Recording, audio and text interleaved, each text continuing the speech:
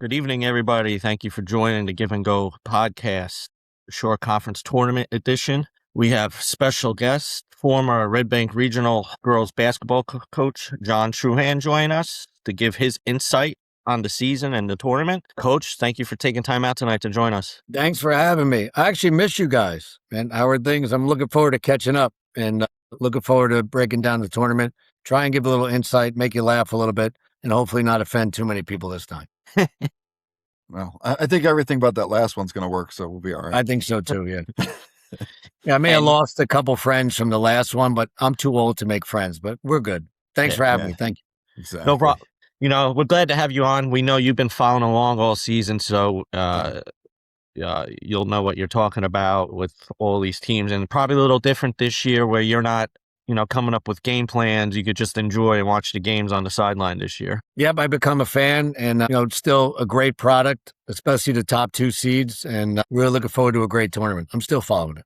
Now, before we get into the games, Coach, anything that stand out to you or caught your attention about the seedings? There was one thing that caught me, particularly was where Shore and Marlboro were and Toms River South compared to where Brick and Middletown South were. I believe South won their division, correct? Yes. And Brick is in that division?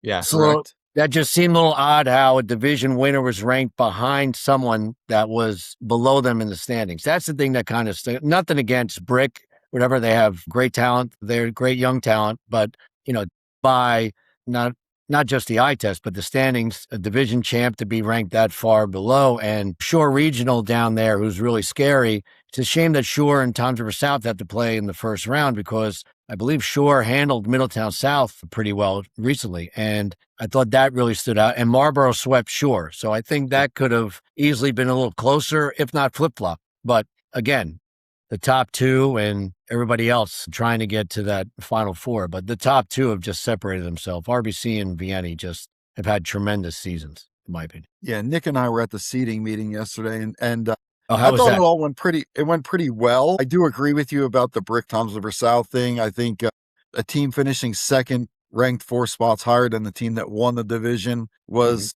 probably the thing that stood out most to me. I was hoping Keensburg would at least get rewarded with a home game, end up like a 16 seed, get a home game for their season. But I understand the committee's reasoning for not having him that high. And Coach, he's just happy to be there. He said he would never drop out of this, no matter what seed he had. I just wish, in my personal thing, that they had been given a home game to show, that their season wasn't in vain, that they did go 17-0, no matter who they beat. But that's one thing I wish happened. But yeah, I think the Brick Toms River South thing was the one thing that caught my eye also. Again, back to Keensburg, their great season. There used to be a thing where if you won your division, you were guaranteed a home game also. And that could have been utilized in this instance, except especially for a team like Central also, who won their division handily too. But I think they're 20, right? They have to go to Jackson. Yeah. But, again, you can't please everybody. But again, the Keensburg thing stuck out there. I thought they deserved a home game. And if not them, and if they did, then maybe Central deserved a home game also, like a top 16 seed. That was the thing. Besides the Toms River South thing, that really stood out. I think one issue the committee ran into is the Ocean County teams pretty much beat up on each other. No real sweeps. Everybody kind of split. So I understand tough. And it was good for me and Doug to be in the room to see how, what they weigh, that way next season me and Doug could talk, kind of predict it a little bit better, knowing what which way the coaches, what they value more, whether it was head to head or, it seemed like difficulty of schedule, what was a high thing. And that one division, Red Bank was in it, that was, all the teams made the top 10 in the seeding, and, they probably are, best teams in the Shore. They are 6 of the top 10 teams in the Shore. In my opinion, I thought, I've coached at Ocean County twice, Toms River South Central, and then Monmouth County twice, Colts Neck and RBR. And then the scheduling between Monmouth is just far more advanced. And it's so much more competitive, even though it shouldn't be. And we tried to do things down here in Ocean County and branch out and play tougher teams too. But it's hard. It's just hard competing from Ocean County And the exposure they have down here is way less than what they have up in Monmouth County. The demographics also, and, you could say anything from family income to 3-sport athlete to anything like that is something that where Ocean County is in a bit of a disadvantage. However, Manchester has proven that at a couple Division I kids at Toms River South and Central too, it can be done. It's just right now, it's a big gap, and hopefully that gap closes. And I didn't realize, I know the PowerPoints are used to get teams into the top 24, but I didn't realize that how little they were used in the seeding when Nick and I did our podcast the other day and we were doing our own rankings. I did mine based more on PowerPoints and moving teams up and down. And I didn't realize how little PowerPoints were used for the actual seeding. Well, next year, why. Go ahead. Sorry. No, it's just no. So next year when Nick and I do this, I'll have a better understanding of what's more important to the committee. Well, you know why? Because last year the two best teams in the boys and the girls side were both 4 seeds. It was RBC and then it was St. Rose boys. And you're going the 4-5 is something where you're going against a 1 seed where you want to kind of get that win first to try and get to the Final Four. You really didn't have that opportunity to get your team to the Final Four if you were the 5 seed on the boys or girls side. And I don't even think Vianney was a 1 seed last year. Were they 2? Because they weren't on the same side as RBC, I believe. I think Manasquan was 1 and St. Rose beat 2. Vianney on the other side. I think St. Rose and RBC were in the finals last year, right? That was a 2-point game. They've had battles last year too. So I don't know what, I think you put the teams up, you put 1 through 24 and say, all right, let's put this team up here and go from there. And it seemed like they did that this year. Yeah, I like the way they do it. They did it. It took a little long, but I don't miss those. I do like that, the PowerPoints got you in, and then, it's a clean slate. Talk about the team's schedule head to head. The division reps did a good job breaking down each team, so everybody had a good understanding who beat who. So I thought they did a pretty good job. Yeah, it looks fine, but it's just that one thing with Toms River South. That was the one thing, and I thought Shore Regional's having a really good season. They had some quality wins too that they could have been a little higher, and that would have forced Marlboro to be up higher. That's the only thing that stood out. Overall, I mean, the top, 8, going all the way down to 10 or whatever, or where they are. You could argue about Neptune, but nobody factors that they're not going to have their best player. So we just talked about a couple of teams that we thought were undervalued. Is there a team or two that you think, as looking at the rankings, that might have been a little overrated? I don't know about over. Well, Jackson came out of nowhere to be 13, I think. It's Rachel. Rachel always does a great job too. So where is that 13? Could she have been higher or lower? I don't know. The crossover games, who she played, but she's playing well. And, she may, if she gets by Central, she matches up pretty good with Rumson. Like that's a team that might be vulnerable right now, especially after what St. Rose did to them the other day. The St. Rose is flying, but however, RBR is, that might be the best game. That's the third game, St. Rose and RBR. If they, if RBR gets by Freehold Township, then that's, round 3. So I don't think anybody was over. It's hard. I mean, that Colts Neck, Howell, Trinity trio, you could throw them up. I mean, I don't think it really matters. However, but the best of the 3, I think, is Colts Neck. The best of what they're playing right now. I don't want to say that, and Howell swept Trinity. So I think they're kind of stuck 5, 6, 7, and then Trinity beat St. Rose. So, I mean, that top 8, 9, an RBR had a quality win against St. Rose. So I think that is a solid. And before I forget, Manasquan, that's my pick for Coach of the Year, what Lisa has done with that crew. And I'll give advice to all the coaches. If you're not getting Manasquan this year, I don't foresee that happening because they got a good young crew coming in. And that's my pick for Coach of the Year is Lisa. Yeah, every year it seems like we're saying the same thing. She has a new team and but this one is somewhere where everybody was like, all right, Manasquan, we'll take a look at that too. And then what Dave's done at Rumson also. I mean, Rumson they lost 3 starters from last year, and they arguably were better last year, but they're playing better right now. So and Manasquan has a bunch of talented freshmen that sit at the end of the bench and don't even see time yet. So they have some middle school kids too. So Lisa's set for a while, I think so. But this year is probably, I think she does a great job every year, but I think this is the year where it really shows how good of a coach she is. And it's funny you mentioned Jackson as a team. I think that loss to Middletown South actually helped them. It kept them out of the 12th spot and avoided Coltsneck, who's playing really well. And like you said, may have helped them getting a Rumson team that just got beaten by St. Rose pretty handily and could be a little vulnerable. So I'm glad you said that because I had the same exact thought. Yeah, but I think the best player on the court is Aaron Reed. And, if you can't neutralize that, Aaron's just going to take over. And Dave will do a good job of, recognizing that. But I thought the teams that have the three-headed monster, so to speak, the three scorers, like Manasquan has had the three scorers in, Looney, Callista, and having a phenomenal season is Jordan Hollowell, I think, which is carrying it. That's the best guard nobody knows about. And then Rumson has the Chloe Kelly, Grace Smith, and Aaron Reed trio. So the three-headed monsters there, and you can go up right on down the line, are really starting to set the tone. And if those teams can get three scores on any given night, you could beat anybody. We could put RBC and Vienna to the side. Yeah. We'll talk about that later. Yeah. Yeah. All right. We want to break down some games, some matchups, and give some predictions. I'm in. Let's go. Let's do it. I'll take RBR first in the All first right. round. So you want to do that game first? Yeah, I'm not going to be Tom Brady. Just RBR. Okay. I'm not going to be political with that. Against Freehold Township. Freehold was getting some praise in the room. Unfortunately, I haven't gotten to see them, but a lot of multi-sport athletes, like a lot of these schools, they play tough defense. They're very athletic, but, RBR has the best player on the court. And, once she's healthy, it's tough to stop some. Yeah, RBR has about 7 kids that have scored double digits this year so far. So they could come from anywhere with them. They can, spread you out and knock it down from outside, but they've gotten a couple boosts from, KC in the middle and then Ava Furlong also. So their guard play is their strength, but if they're going to go far, I think what happens in the middle is going to give them some success too. And Freehold has, Madison Scarino, senior, is a very good player.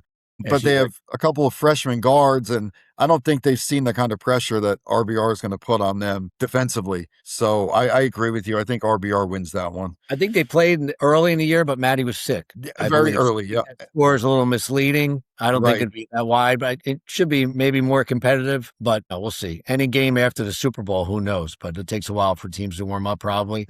And I see RBR big. And I'll make it a clean sweep for RBR.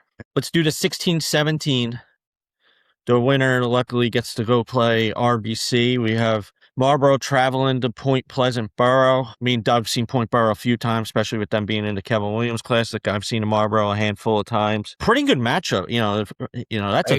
That's a very good matchup. I think Point Borough's size is going to help them down at the end, but it really, if Klatsky's on, she's one of the best shooters in the short conference. Klatsky's playing at another level, and I think that Marlboro, with their defensive scheme, they usually have a 1-3-1 look, an odd front, and they'll mix it up a little bit, but if they can exploit that Point Borough and get inside a little bit and just just get them and keep them out of transition and keep Klatsky away from the ball, I think Point Borough be there, but I think Marlboro has too much. I think Point Borough is young, and he lost a lot from last year, and Dave's doing a great job with them.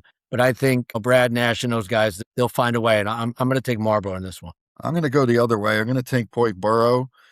Like Nick said, we've seen them play a couple times. We've seen them play pretty well at times, a little sloppy at times. We saw Marlboro in the Coaches versus Cancer Classic at Donovan. Impressed with Klatsky. Maddie Callow is a very good player also. But I just think Point Borough's a little deeper. And if the freshman Collins can have her way inside, I think Borough's going to win. It'll be close, but I'm picking Borough. Yeah, it should be a good game. Yeah. I'm going to go with Doug. I think the bench is what's going to help Borough a little deeper. Marlboro seems to rely a lot on the 3 balls, so if that's not falling, they kind of struggle, especially with the freshman being injured, and I don't think she's coming back, who's their inside presence. So I'm also going to go with Point Borough with the pleasure of traveling to Red Bank in round 2. I'm just curious to see what defensive scheme Dave has for them, because they run some good stuff. Their man sets are very good. But also against the zone, they can shoot, Klatsky by herself can shoot him out of his zone. So that'll be a good coaching matchup also. Yeah, and Maddie Callow. She's had some games where she's knocked down 4 or 5 threes too. So you can't leave either of them open or they could hurt you. I know. We'll see. That should be good. What time is that tomorrow? I didn't see times yet. 5 5 o'clock. o'clock. Yeah, I got it in front of me. So yeah, that's an interesting game to go to. Next, let's do 12 seed Middletown South hosting 21 Kingsburg. Kind of the Cinderella story right now this season. Kingsburg, Gabby Flansbaum. I think she could play on almost every team except for maybe the top two. Yep. She would make an impact on every team. She flat out score. She good at hoop. Shoot from outside. The key is, going into playoff time, she's going to be focused on the defensive end. And Kingsburg, he says it, no bench. They got to stay out of foul trouble because the 5 you see, starting, those are the 5. I know. And Gabby, I coached in AU when she was younger. And then girl Princess was at RBR her freshman year. Mhm. And she's just talented, raw talented, humble kid, very coachable kid. And, that is the Cinderella story. You're rooting for them. I mean, they're, 21 seed is tough. So, but what Danny's done in Middletown South, he's got them playing together. I mean, they lost a lot from last year too. So, they're ranked, higher than expected in the beginning of the year. Middletown South's not the easiest place to play. The best player on the court might be Gabby. And, I'm going to try and, this is more of a sentimental pick. So I root for that kid and a big fan of Princess. I'm going to go with Kingsburg. I'm going to agree with you. I looked at every way to try to pick Middletown South, and it just came down to my heart said, hey, why not Kingsburg? Middletown South has talent. They got kids that can score. Lane's playing well. McGregor is a proven talent. Moeller's a good player. Yeah, Lacopoulos is still there, right? Lacopoulos. Yeah, Lacopoulos also. She's had some good games. So they're deeper, but, I think the key is going to be keeping Princess out of foul trouble. If she can stay out of foul trouble and stay on the court, that kid can jump out of the gym. Yeah, she can.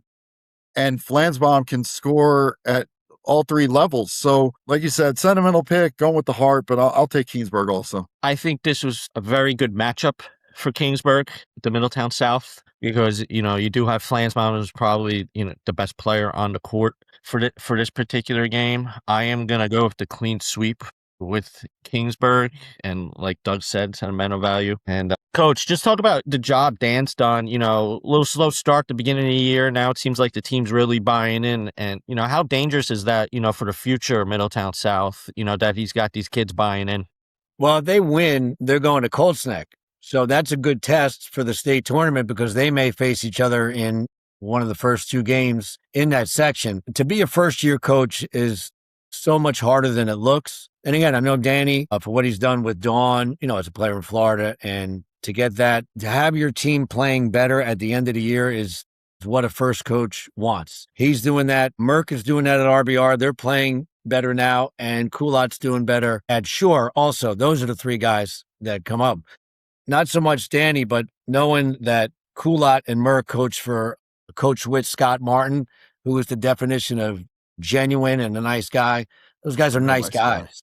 They're just nice guys. X's and O's aside, that takes care of itself as the season goes on because everybody has their different schemes and different philosophies. But, those 2 guys are gentlemen, coaching, and that's a credit to Scott Martin because they were under Scott Martin's wing for years at RBR. So, but again, those 3 guys, not to get to Shore yet, but what Danny's done, they're playing better now, and that's a credit to him. All right, next game we kind of touched on it a little bit. Jackson, the 13 seeds, hosting Central, the 20 seed. Winner gets Rumson. Going to be a physical game.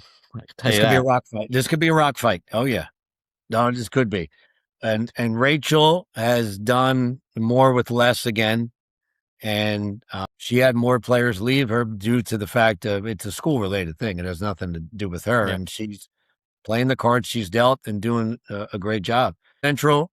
What Danny's doing, this is one of the more successful seasons in some time. And what's happening is, I think both kind of mirror each other a little bit. They have tremendous 3-sport athletes. Like on the Central side, Emma Christensen, Jalen Witt and Addie Anniker are just playing really, really well for them. And then Bree Nelson is the other stud athlete. And what they're doing is just bringing that energy, and they just have such high motors, which are the type of kids that usually play for Rachel. So that's why this game is pretty intriguing in itself. But I think Rachel has a little bit of a chip on her shoulder, and I think she really is getting the team playing had the level since that loss. You brought that about Middletown South. So I think I'm going to go, even though I teach at Central, I'm going to get crushed tomorrow. No. I'm going to go with Jackson. Oh, wow. I'll agree with you again. I think Central had a great year going undefeated, I think, in their division. Dan's doing a great job. They have talent. I'm just not sure Whitty can handle Finer. If that's who they match, if they put Christensen on Finer, that's fine. But I think Old is just as good. Is going to give Whitty problems. She has Avery Brooks back, who's working herself back into the rotation. They have Kaylee Ambos back. She shoots from all over the court. Nick and I seen her pull up from 35 feet. Everywhere. I remember her from the fall league. Everywhere. And when she walks in the hoop, when she walked into the that's hoop, her range, right? She was at range. Yeah, she's in range. Yeah, yeah. Absolutely. So I think Jackson has a and their freshman. I can't remember her name, number 12. She's playing really well also. So I think Jackson's just a little too deep for Central. Plus having the home game, I'll go with Jackson. I think the home court is definitely a huge advantage. That's 8 to 10 points right there. If it was at Central, I'm going to try and get myself out of trouble tomorrow. I would have picked Central, obviously. You know that. But that home court, it's tough to win at Jackson. It's brutal. And Isabel Finer has just been playing on another level. She's the been playing past great. 2 weeks. You know, we were at the Toms River East game. She couldn't miss. Yeah, she couldn't miss. You were saying that, right? Yeah. Yeah, she couldn't miss. And then she followed that up with another game with four threes. So she's really expanded, you know, being able to step out and not just be an inside presence. And, you know, Jackson's first year as, you know, Jackson Township, I'm sure, you know, they checked off one accomplishment, winning the division. I think they win this game. I just want to, you know, we were at the Toms River South Central game and talking about, you know, Bree Nelson, and they really felt her not, you know, I think she was sick that game, and they really felt that, you know, the impact that she makes, you know, handling the point for Central. So just, you know, another multi-sport athlete, and, you know, you saw her value, you know, being a senior leader in that game. Yeah, but her motor is either really fast or ludicrous speed. There's like nothing else. She just goes. And the soccer field, basketball court, she's just very impressive to watch. And she constantly has that motor running. And you could see that they missed her when they played South. And that is one major advantage that Central has over Jackson is the point guard position. So I still think Jackson's going to win, but Nelson could have her way at the point. She could. Yeah. But Annika, don't forget about Annika too, handling the ball. Annika too. Yeah, she can. All right, next game. 14 seed Toms River East, 19 Manchester, two teams that are familiar with each other. You know, everybody knows Manchester, they got a two-headed monster that both could drop 30 if they need be. Toms River East kind of a little slumping since the injury. I think he'll have the team ready. Coach, how would you defend, you know, Jess and Maddie Nolan? I coached Maddie for years. She just loves the game, and she doesn't really, she's so smooth. It doesn't seem like she's giving that effort, but she is. If she's not going at a crazy speed, she's thinking about the next play. I think she's one of the more intelligent athletes I've ever been around. And on the soccer field, you've seen her. She's just at another level. And so is Jesse. Very similar. They really feed off each other. But what I don't get, I think, is Maddie the tallest on that team? Because he's small this year, right? He's very small. Yeah. So that's where the East 1-3-1 may give them some fits. But I think in defensive transition, they can get some easy buckets and get out a little bit and try and get a lead on East. I think they have the way. This is a great game. This is a toss-up, I think, especially because maybe is East only losing one or two players? I mean, are they down a couple? They were down. He said he's only going to be down to one. He said the other two. He was missing 3 on Saturday, but he said 2 of them will be back. And Kevin will get them going. I mean, he will. And then Kevin and Dave, you know, they know each other well. They play 2-3 times every year for like the last 10 years. So you guys go first. I can't do this one. This one. I think this is a tough draw for Toms River East, actually, having a team in the same division, playing them again. They split in the regular season, but Manchester got the better of them the last game. I think, you know, the fact that they know each other and the fact that Francis is out, I think that gives Manchester a little bit of an advantage, even though it is at Toms River East. I believe Manchester beat them at Toms River East last time. Yes, so I think so. You know, I've seen Saranda drop 30. I've seen Nolan drop 30.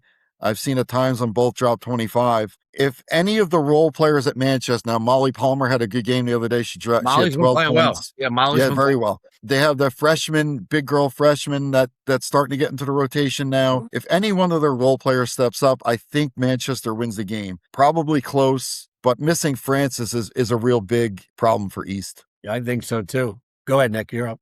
I'm going to say this. I saw Manchester the first week of the season against Marlborough, and other than Nolan and Jess, nobody wanted to handle the ball. They didn't care. As soon as they got a rebound, the ball was out of their hands, whether it went to them or if it went to Marlborough.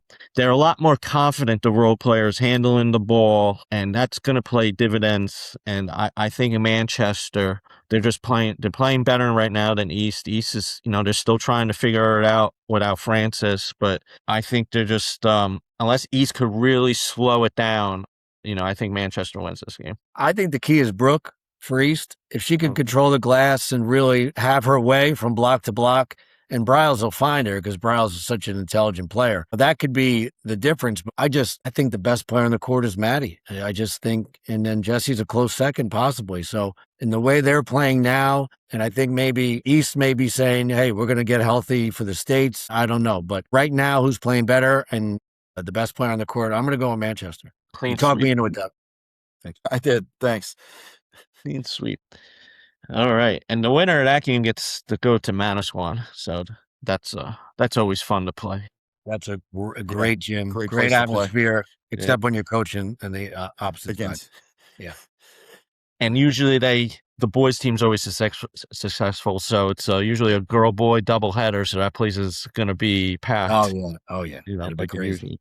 Next, we got Brick Township, the 11th seed, hosting Homedale, the 22 seed. That game's at 4 o'clock tomorrow. That's another interesting matchup because Homedale's playing better now. Zamet has been going off lately. I want to see her against Wisson. Like that's worth the price of admission.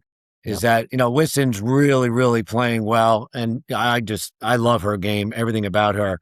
But Casey Zamet is just getting better, and then I think Claire is still playing well also over there. So I think whatever team gets 3 scores wins because you got Wisson and Fredrickson, right? That's the one. She could fill it up when she's open, and her range has really increased this year from what I see. But you got Zamet, Claire, and I think Brick again in their place is different. It's tough. But again, who's going to get the better of the two? I think to watch Zamet and Wisson both play the game the right way. They look to score, but they are a hybrid type point guard that every coach dreams of coaching. And I think, the one that's playing better now is arguably Wisson, not by that much. She can get her team, whichever one gets her team more involved, I think is going to win. And I'm going to go with Brick in this. Should be these two teams met last year in the second round. So go ahead, Doug. Homedale won, right? Yep. Yeah. They had someone that was kind of tall on that team, right? Yeah. Yes. A little bit, yeah. Yeah. Yeah. Team was great. Team was awesome. I think being at home is a huge advantage in this one. Wisson's playing great, but we've seen her struggle against physical guards. Sininsky at Southern gave her fits when we went to Brick against Southern, but Fredrickson was out that game. So Zamet will probably be on Wisson. She's a little taller, pretty physical, but I think Brick has the 2 inside players that will probably make a difference in this game. So I'm going to go with Brick also. Doug, you went right where I was going with it. This year they have the size advantage and a year more experience, Stout Jr., a bunch of sophomores. I think Kevin should use that to his advantage, that height, because he has it this year, where last year Teven was able to kind of take over and, who's going to, on the high school level, it's pretty hard to stop somebody that tall. So I'm going to go with Brick. I think they're hungry and they're playing their best ball at the right time of the year. Brick's due to break out. They're due, and this will help them for the States, hopefully. And again, Wisson's gone against, Riley Joyce at RBR, who just is physical, and she's met every physical type of guard. Let's see how she does against Zamet and whatever scheme Jess has playing, because she's just not going to put one on an island against her. She's going to have a couple probably throw at her, though. But, Brick is due for a breakout game. This might be the one. I agree. So all 3 clean sweep again for Brick. All right. Game that I think could be interesting. The 23 Southern traveling to Neptune. Tough place to play, obviously, but Neptune is battling injuries. I think the point guard might be out now with a broken hand, is what we're being told. Howard's out for the year, which is disappointing. Southern seems to be getting healthy now. They had an injury for a little bit, and it affect. They lost a few games. But Coach, what do you think of these two games? These two, it's whatever one's the healthiest right now. I mean, Howard is just a different maker. Howard is 5 to 7 seeds just by herself playing. And we saw that firsthand in the state finals. That kid's physicality and combined with the senior backcourt she was phenomenal. She was great, and she did that against West Hampton Tech the game before. So when she returned last year, it was just Neptune just vaulted, but also the players around her got better. So I'm curious to see how the players around her now, without her there, if they step up and continue that upward trend or have to take a step back. So Neptune is one of the tougher places to play. And I think Southern, being young, is their best player a freshman or one of the better players a freshman, right? Freshman and two of their sophomore. better, yeah. Mhm. Yeah, right there down in Southern. So, I mean, Neptune down 2 kids. This is another toss-up there. I'm going to go with Neptune and John. John will find a way to get through. Yeah, I think, like you guys said, it's a tough place to play. Neptune plays a very tough style of defense, or they're in your face. Ellington's been playing out of this world, even without Howard there. Now, without the point guard, she may be called upon to handle the ball a little more, see if that changes the way she plays, if that takes a little more out of her. But that's a really tough place for a team to go play that hasn't played there. And I think that's going to be the advantage. John, of course, has been there and done everything at that school. So I'm going to go with Neptune, but I think it's going to be really close. I'm going to go Southern just because I knew it. Little more healthy. I think this is going to bite me because when they met 2 years ago, I went with Southern and Neptune ran them out of the gym. But just being healthy now, when Howard went down, Neptune still played very strong against Rumson until the final couple minutes. Foul shots. Now, when Carey went down, it was a 1-point game, and Trinity Hall went on a 17-1 run. Then they opened up the second half on a run. I think 2 injuries just might be too hard for them to overcome. I do think it's going to be a tough game, but I'm going to go. Southern's going to squeak this out, I think. And I wanted to pick somebody different. Either team that wins this is going to run into an angry Trinity Hall team. Yeah, especially if Neptune does. So they just played them a couple days ago, correct. Right? Yeah. Yep. Trinity is, they're not going to be a fun place. It's not going to be a fun place to go. The winner of this game, no. Matt will have them go. Yep. Yeah, and their size is going to cause problems for both of those teams, no matter who wins. All right, the last game, another possible game of the day, 6 p.m. start at Toms River South. Brutal. 18 Shore traveling to 15 Toms River South. Coach, I'll let you go first. Lindsay Cribben's like a niece to me. I mean, she's family. So that kid, I've seen her since she's been playing basketball since she came out of the womb. And what she's doing, she's having one of the better seasons that no one knows about. She's really getting everybody involved. And she has, Gordon's playing well. Haley Johnson, you talk about a motor. This kid has a motor that it's ludicrous speed right from the beginning. And what Sherm's doing there is great. They got there's just tremendous tradition there at Toms River South. And, for them to win a division is, credit to Sherm and the kids. They're just really, really buying in and playing for each other. Also, Kylie Ford's having a great year also, from what I believe. However, at Shore, Ava Coyle is the senior who's lighting up from everywhere and has probably the best freshman playing the best in the Shore Conference, if not around the state, and Sydney Tilton, who is just a beast. And she's really controlling the middle. And actually, Coyle's younger sister is starting to be part of the rotation. She's starting now, the freshman, right? Which is cool. Yeah. And they're really, really starting to take off. And again, I talk about Coolot being a gentleman, just a real nice guy and stuff. And it seems like they're starting to buy into what he's doing. And this is a brutal game to pick. I will not be invited over to the Cribbins house for any kind of family function after this. But I think that we're going to go with the senior that's going to try and get past and get through it. And we're going to go with, I think Ava's going to really play well. And Sydney's just a beast. And I think they can have some schemes to go out and match up with Ava. But I just think Sydney's too strong inside also for them to handle. So I'm going to go with Shore on this. Yeah, this is a tough one. Good matchup, tough matchup for both teams. You said Lindsey Cribbin. Last year it was Cribbin and whoever else could play, but this year she does have a better supporting cast. Gordon, Johnson, Ford, they're all playing really well. I think the one thing they lack, though, is size. That's where Tilton's Sydney a big kid. Madison's a big kid. I think besides Coyle being the senior and being battle tested, I think Shore's size is going to give South fits. And again, it's going to be a close one. It could go either way, but I do think Shore will probably squeak it out at the end. I'm going to go Shore. And one game that stands out, Shore versus Manchester. Everyone knows Coyle could shoot, score, get to the hoop, but she's the only player to keep just the single digits in a game all season. And That's a good point. she had 4 or 5 steals that game. Shore's defense, Nolan only had 11. Shore's defense was all over the place, and they were able to keep just a single digit. If they do that to Cribbin, I don't know if the supporting cast, now Tom's River South does have a little better supporting cast, but overall, but if she keeps Cribbin to single digits, I don't think they can make it up. And, like I said, everyone talks about Coyle scoring. She could shoot outside, go to her hoop, but her defense really impressed what stood out that game. She totally disrupted Middletown South by herself, and she really did. She did a good job of neutralizing any guard that was near her in Middletown South. So she's a game changer, and Lindsay's going to be up for a challenge. She doesn't shy away from anything. No. She has that poker face, and she just you never know what that kid is thinking, and I think that's not going to frustrate her. I think she'll let the game come to her. She's not going to force too much. That should be a great matchup.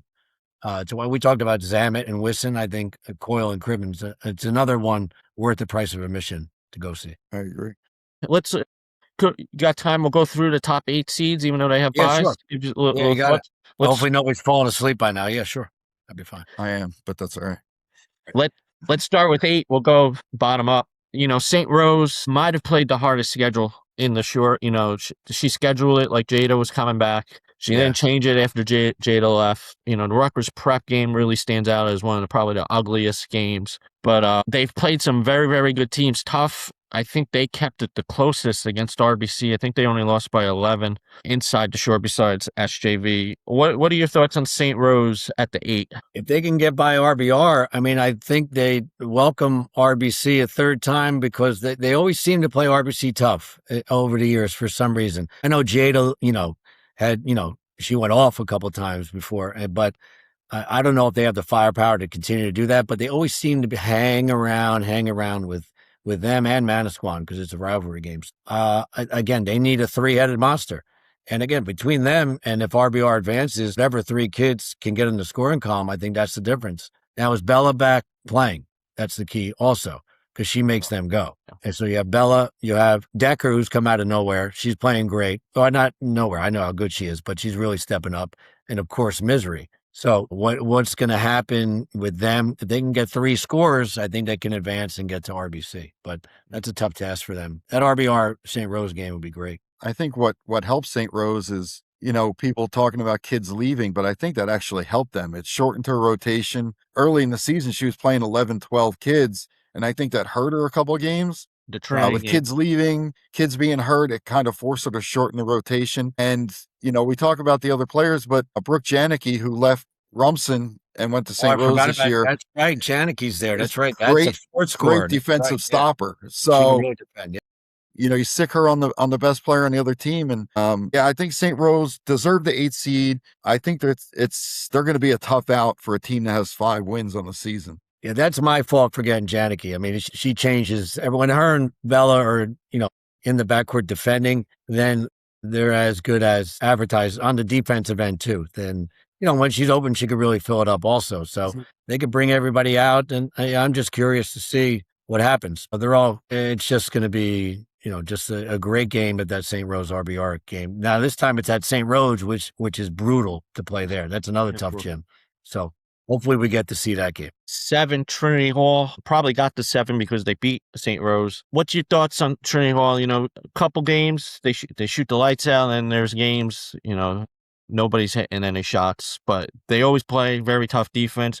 Great game against Rutgers Prep last weekend. They play great, yeah. But I don't think we've seen the best of Trinity yet. I think that, if they get healthy at the right time, which should be now, I think they really could make some noise, not only in short conference, but in the state bracket from hell that they have also. Yeah. But Crail was out for a while, who's another freshman, like Tilton at another level, just playing as well as any freshman in the short, not only in the state.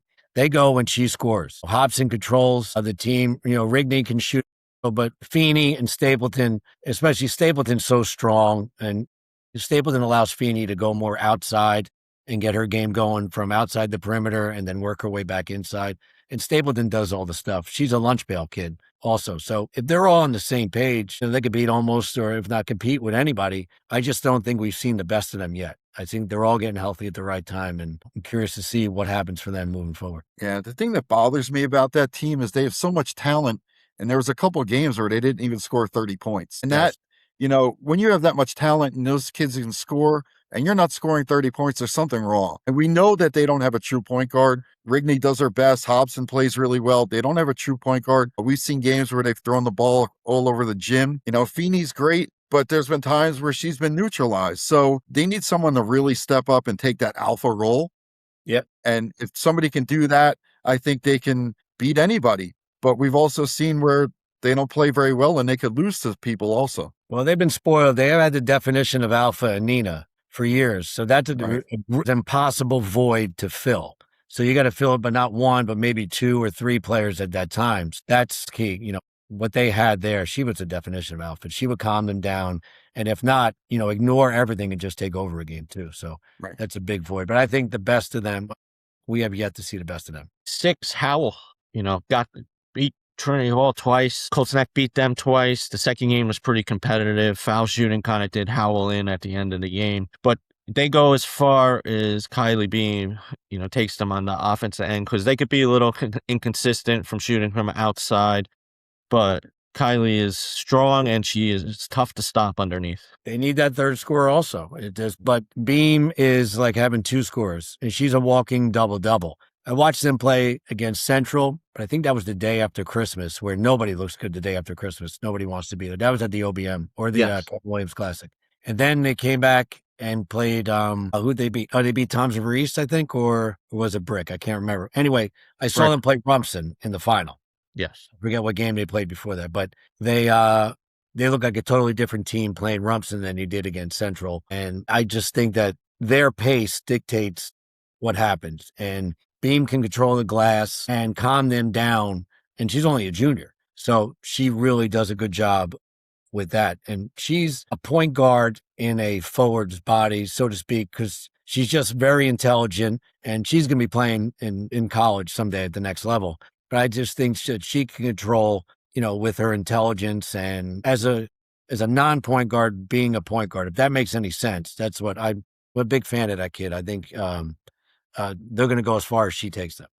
Yeah. And, Bella Rose Marino, the senior, she's had some good games. She's had some games where she didn't play very well. But putting Beam and her together, like you said, Coach, they need a third scorer. And the third scorer has been inconsistent this year. Well, so Bella's if somebody so can wrong. step up and be consistent at that third scorer spot, they're going to be dangerous. But Bella's anytime long. you have what's that? Bella's so long. Long, yes. She's so long because she needs one dribble inside the three and get there. And then Beam attracts so much attention that if anybody helps off for her, it's rare. So if she can get to the rim consistently and then find the open shooter, they have a kid that could shoot. I can't remember. I think it was number 13. Peyton Smith. Yes. And she can hit big shots too. So I think Bella controlling things and getting to the rim a little bit more to take some pressure off Beam and distribute a little bit, if not finish at the rim, will let them go far, not only here, but in the States also. I think the one issue they might have, though, in a close game is we've seen their foul shooting hurt them in close games coming down the stretch. Could have and should have won that Colts Neck game at home. Missed a bunch of free throws at the end. So they're going to have to clean that up a little bit if they want to make a run. I think they're also very strong defensively. Bella did a great job on Ari with her length. They usually stick her on, the other team's top scorers. They're always pretty tough defensively, but like Doug said, foul shooting did them in that Colts Neck game. If not, they'd be talking about co-champions. Yeah. Right. Bella can defend. Bella's so long and deceptively long, she can really defend. I remember her from the last couple of years. And if Brick wins, you got a rematch round number 3. Brick versus Howell for That's round amazing. number 3. So Good. We like the round threes. We like that. yeah. That's Number fun. That's fun. 5, Colts Neck. They're ending the season very strong. Beat Trinity Hall to win the division. Young team, but they're putting it together now. They got size. They got some shooters. You know, they're a really complete team.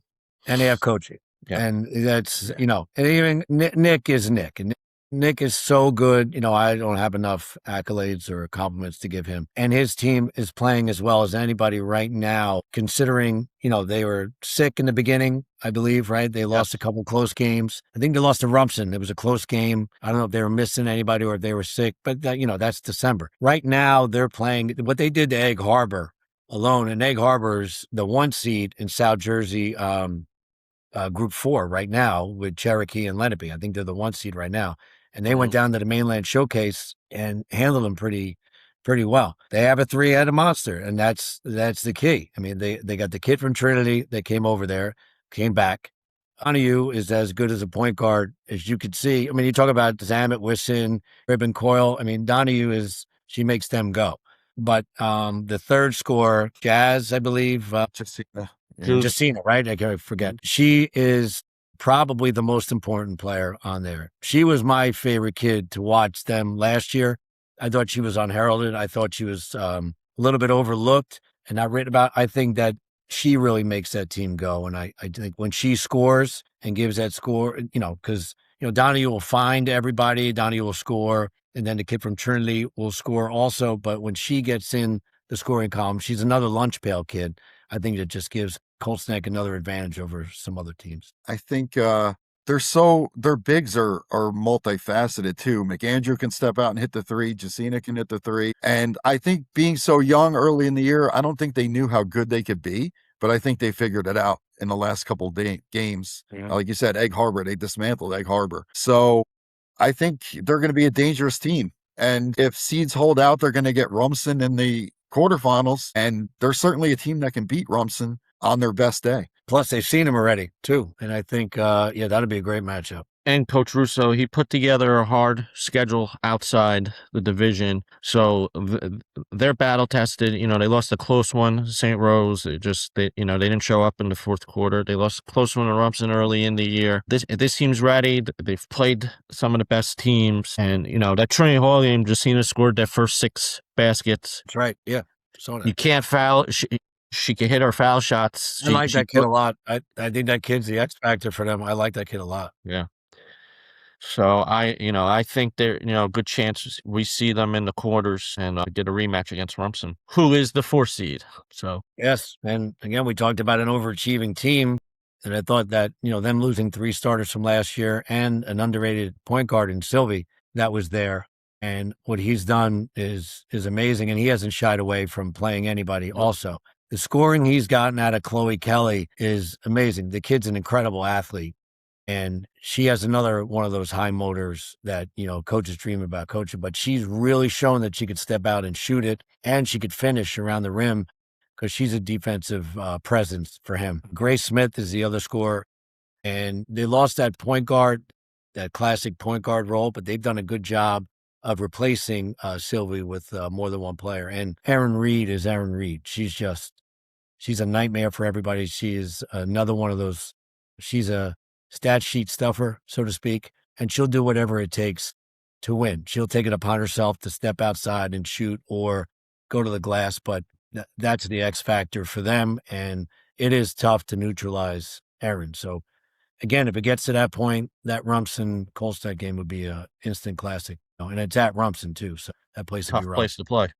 Oh, yeah. I'm waiting for you to get your Chloe Kelly Ohio State jersey. Put it on. Oh, yeah. For yeah. OH. next- You want to finish the OH? The letters F and U are not in OH. They can't spell Ohio with that, so that's fine. I'm trying to keep it clean. Clean. Of tonight. course. I had to go once. I had to say it once. I mean, that kid has a nonstop motor on the lacrosse field, on the basketball court. Just kid does not know when to stop. It does hurt her gets her in foul trouble sometimes, which has hurt them a little bit. But that whole team has motors that don't stop. Dave just keeps them I mean, Reed doesn't want to quit. Grace Smith doesn't want to quit. And I think they have a chip on their shoulder after that St. Rose game. I think that wasn't their best showing. I think they're focused. I think they're ready to go. And just a bunch of athletes on that team. So They they're going have to be an tough. edge. They have an edge, and especially Grace Smith. And I always say, and I say too much on the sidelines to begin with. I may have asked for a carry or a travel, and she gave me a side eye that shut me up right away. So I admire kids like that. You want to coach kids like that. I'm like, this kid's competitive. I like this kid a lot. So, but they're all like that, and being a rival from RBR over the past years, they just, Dave's going to compete, and those kids really take it to that next level. So they're a fun team to watch. Yeah, he said it after they won to Kevin Williams. Aaron's their basketball player, a lot of multi-sport, and they all have to give 100% on defense, diving for everything, and that's what they do. Every single one of them on the floor, they play defense and they go for every loose ball. And when they need a basket, they got a player. They got two, because Grace Smith really stepped up this year when they need a big basket. So they got two players, and like you said, Coach Chloe Kelly, she's really expanded her offensive game late in the season to give them that third weapon. So they're a tough team. They're just like Doug said, the fouls. I know Coach Callahan, early in the year, always grabbing his head with the stupid fouls after a turnover. He grabs his head no matter what. That doesn't matter. He'll grab it during layup lines. He always like that.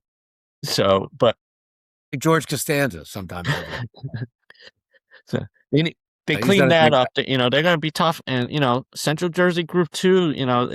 This is a year they could challenge. Right now they're 1-2. Them and Manasquan. That'll be if they don't get Manasquan now, it's going to be tough. It's going to be real tough. Yeah. Speaking of Manasquan, they're the 3 seed. No surprise, except for the top 2, they've really handled everybody in the Shore Conference. I think the second St. Rose game was a close game, 3-point game. But besides that, they were the first RBR game too. I think 7. I think it was a close game down the wire. But Lisa's done a great job, and I know you touched on it earlier. And they have a 3-headed monster, but it's really their defense that gets them going. They could defend. I mean, Jordan Hollowell's the best guard nobody knows. I mean, she just does her thing, and then you look up, she has 22. And then what impressed me is the way last year when they were down to Trinity in the Elite Eight of the Shore Conference, how she took over the game in the second half. And she's really going left. She's not a one-dimensional kid. She can finish with either hand, and she really, really is just playing at another level. And Callista and Looney are just beasts on the defensive end, and the 3 of them are so fast. And you can't coach speed. You can't do that. And she's blessed with 3 just speed demons. And watching them play, they play the game the right way. That's the best comment I can give Manasquan. And it's like that over the years, no matter if, have a kid going Power 5 school or not. They all play as if this is the only thing that matters. There's no distraction with Manasquan ever. Every possession matters. They play the game the right way, and they truly enjoy playing for Lisa. It looks like they're fun to watch, unless you're on the other side coaching, of course. But what those 3 are doing can take them far, and not only in Shore Conference, but in the States also. You talk about a team that creates their offense from their defense. Every possession is on like their last possession on defense. They are fighting for everything. Yeah. And she subs in guard after guard that just like one like the other. They play defense. They can score if they have to. The one thing they do lack is size. I think that, coming down if a team has a very skilled big, that might give them a little problem, but their pressure is just relentless. They're on the defensive end. I mean, they just go for 32 minutes. And they play bigger than they are. Yeah, they play bigger than they are. I mean, it's like, when Stella was there, Stella was, the tallest, 5, foot something kid. And she led the world in offensive rebounds for kids under 5'7". And she was always around. And these kids, mirror that same or mimic that same style of play that she had. And those 3 are, we talk about worth the price of admission. I mean, those 3 just go. And they really seem like they all, from player 1 to player 20 something, whatever, they all like playing for each other. And especially for, the name on the jersey, Squan. They all really, really love playing at Manasquan, you can tell. All right. Now we get to the top 2, which been no question all season. They split on the year. I was at the second game. Doug was at the first game. SJV really took it to them in the second game. I know RBC had Lola was under the weather, and I think Daniela was under the weather. But SJV is the 2 seed. To me, they're a complete team. They got the height, they got the shooting, they got the point guard, and they got a bench. And with Charlotte Bradley returning from injury and coming off the bench, they got some leadership coming off the bench. That's the best thing to happen to Charlotte Bradley is the point guard. I think she is so good, and she is a typical classic St. John Vianney type point guard. That really, really settles them down. She could step out and make shots. I watched them against St. Rose, and I watched them in another game, but she could find Taylor. She could find Stella. She finds everybody. And then when, if, Taylor and Stella need a break or whatever, then they bring in Lyons, they bring in Tatum, it's another wave that comes in. So I think they go as their point guard goes. And I really enjoy watching her play. I think she plays the game the right way. And she's just a prototypical type of St. John Vianney point guard that they haven't seen in a while. And she has that edge, and she's only a sophomore, right? Yep. She was hurt last year, I believe. Yes. I think this is one of the more complete teams Dawn has had, and it's my pick. They're my pick to win the tournament. They are. Before we get to RBC, I think they're going to win it. I think having Bradley back is huge. She's a coach on the court. Oh, yeah. You talk about Nina before being able to calm kids down. She does the same thing for Vianney. She goes out there, she can calm everybody down. And Madison Costas gets better every time I see her play. Oh, yeah. She's expanded her game. Forgot about her. Yeah, that's right. Yeah, she used to be a spot-up shooter. She can get to the basket now. She does everything. I know Lockhart was hurt. I think she's back, right? Nick, is she? She'll be back, I think. I think she played a little bit in senior night. They may hold her out. I'm not speaking. I haven't talked to Dawn. Right. So she played a little bit in senior night because it was senior night. But I think they're going to try and get her as healthy as possible once they get deep into the tournament, probably. I assume. Yeah. Or something else. I would think that sounds right. And they're just such a deep team. It'll be interesting because you're going to get round 3 in the final. Oh, yeah.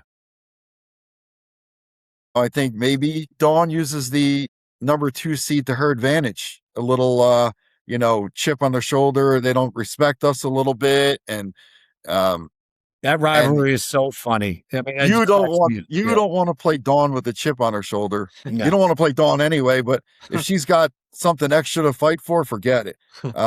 So I know before we get to RBC, Coach, I agree with you. I think they're going to get the better of RBC if they play in the final of the short conference tournament. And that's on a bigger court. So who does that help? The smaller court may help the inside presence of Vianney. The longer court may help, and may help RBC get outside a little bit. And I just think that Vianney now having gotten beat up by RBC the past couple of years when it was the other way for a while, Vianney's just anxious to really get that tide rolling in their favor, I think. And it's nothing against RBC. I just think that it's Vianney's turn. That's the only thing I'm going with this. Yeah. Going to RBC as a number 1 seed, they're not as deep as they were last year. Christina Liggio graduating, Tessa Carmen, 2 big seniors that always stepped up. Carmen had the big basket last year. Yeah. And, Christina Liggio, not only was she a weapon offensively, she was very strong defensively. So, they lost a little bit. I mean, Sophia Smith has done a great job kind of filling, taking over those minutes from Carmen. Scarlett Levique has shown some pretty good signs too. I just think, if we're going to talk about the finals, I just think SJV is just a little deeper and a little more complete. RBC, their players step up, they play together. That's one thing. Well, they have a girl named Addie Nemchek who's not bad. And my son's fortunate enough to be interning with the women's team at Ohio State. And he was thinking that maybe, they would sign her. And then somebody asked him, I forget, somebody on the staff, and said, you're from the Jersey Shore, and, your dad coached there, you played. What's your opinion of Addie Nemchek? And he goes, she's a problem, and just walked away. That's my son. And he doesn't say much. So the only isn't Addie pretty smart? Oh, yeah. Well, that gives you the reason why she chose Indiana over Ohio State. I knew I was walking right into that. You set yourself up. But, Tennessee just got swept by Kentucky. I was nice to you. You have to do that. let's get back to short conference. I'm going to hit the Listen, mute. I wish you were coaching my team instead of Rick Barnes. I'm going to hit the Listen, mute. I wish you were coaching my team instead of Rick Barnes. You I might have a know. chance. Well, I'm not going there. So I think RBC, it does not want to go out losing the short conference tournament. They definitely don't. Not those seniors. Those seniors have been playing together. Yeah. They really, we talk about Massaquan playing for each other. These kids play for each other. They have each other's back. They play hard for Joe, and they're on a mission. They would like nothing better than to prevent Vianney from winning the short conference tournament, or anybody. They don't care. But the Lizio kids are really define what it is to be a player at RBC. Very unselfish, yet they could still score 1,000 points, but that's not important to them. And I think they've made the Lizio twins now has made everybody better. With Addie, of course, Addie's in a different stratosphere, but they really have kept everybody together. Daniela, Lola, all those, they just have done it. So, I mean, would be Lola nice. was one of the heroes last year for the short conference. Yeah, I remember that. Yes, on she's both ends of the floor. another lunch pail kid that doesn't get enough credit. So what they do is she was banged up early in the year. She was sick. she's getting Hopefully they healthy get now. her going. If they get her healthy, somebody that can handle the ball coming off the bench. Everybody wants to see that matchup, but I'm sure everybody that's not ranked 1 or 2 does not want to see that matchup because they want to be the one to try and disrupt that party. So, and it should be interesting. And you have that. There's what's it called, the Coaches Cup, the other one. Yes. They just throw them all up in the air and see which one comes out because that's going to be as competitive. That's going to be a great tournament also, which is a good job. Agree. Great job the short conference did with that. Anybody could. Honestly, anybody can win that Coaches Cup. So, how many are in that? I don't even know. 17. 17. Yeah, 5 opted out, so 17. Yeah, Coach. Let me ask you this: take out the top 2. How competitive would this run be? You say SJV RBC were playing a national schedule. How competitive? How many teams would have a chance to win the title this year if you took out those top 2 teams? I'd say 6. I'd say 3 through 9 could definitely do it, I think, in my opinion. And, and I'm not just saying that, I'm partial to RBR by any means. I think they should be included in that mix in their preseason 4 in the shore, and they'll get things going. The beauty of RBR, those kids, is that is the most highly academic student athlete I've ever been around. And that's a credit to the kids, Cam Gardner, Caroline Holloway. These group of seniors right now, they think upper level calculus, and then we change practice to do SAT prep and stuff like that. Their success is not just on the court, it's more so in the classroom too, which make them that much more dangerous as a team because they could figure it out and they're going to be playing their best and they have as much talent to win the section. So I think from 9 up, going from RBR up to the 3 seed Manasquan, I think any one of those teams, aside from Vianney and RBC, could win, I think. Right. I'm partial to the upper level math, of course. You know that. I heard that about you. Well, Doug spells calculus with a K, so he went to Tennessee. So all right, I had to get you listen, back. Math has never been my strong suit. In high school, my geometry teacher asked me if I fell off the turnip wagon, a couple times. Well, I guarantee the only commercial I paid attention to was the Duncan commercial with the Fibonacci sequence, and I guarantee all the RBR girls know what a Fibonacci sequence is. It sounds like an Italian dinner. Yeah, that's what I figured. You think that's something to do with food or something like that. That's killing me. I can't thank you guys enough for this. I do miss you guys, and it's fun to catch up a little bit. So hopefully we can do it again before the States or something like that. Absolutely. Should I put him on the spot? Are we going to see you on the sidelines again soon? I don't know. So I have no idea. I just, I did not retire from teaching or coaching. So I will say that. And the resume is always updated. I do miss the one-liners on the sideline. I do miss the one-liners. The point shaving. Asking Caroline Holloway her freshman year if she took money and threw the game in the OBM Christmas tournament. That was my favorite JT line of all time. You're going to be investigated for point shaving. Her father loves that line. It's like a Don Rickles line. I know. So I always try to keep it light and stuff. Yeah. But you guys do a great job. Keep promoting our game. And thanks for having me on. I really appreciate it. Thank you. No problem, Coach. Thank you for taking time out tonight. Keep in touch, you guys. Good luck. Take care. All right. Take care. All right. So that's good. Great insight. I think we broke that down as thoroughly as we could. And then we'll have to do this again Wednesday when the 8 winners tomorrow face the top 8 seeds on Thursday. But again, this is always a fun part of the season when we get to make predictions and break things down. And, unfortunately, I don't see anybody but the top 2 seeds getting to the championship, but it should be fun getting there. I think tomorrow's definitely that'll be fun. I think we'll see a couple upsets, maybe a couple blowouts, a couple overtime games, but tomorrow will be fun. I agree. And Thursday should be equally as fun. Think Doug, you're freezing a little bit over there. Sorry. I still hear you though. All right. So I appreciate everybody joining us today. Follow us on SureSportsInsider.com for all scores, recaps, predictions, top 10. And we'll be doing live updates. I'm unsure where we'll be tomorrow, but I'm sure Doug will be at a game and I'll be at a game. So we'll get you guys updated and we'll have all the scores up on the website. So thank you very much for joining us tonight and look forward to seeing everybody. Join us again Wednesday. Yeah, Join us again Wednesday. We'll break down the round 2. quarterfinals. Round of 16. Yeah, round 2.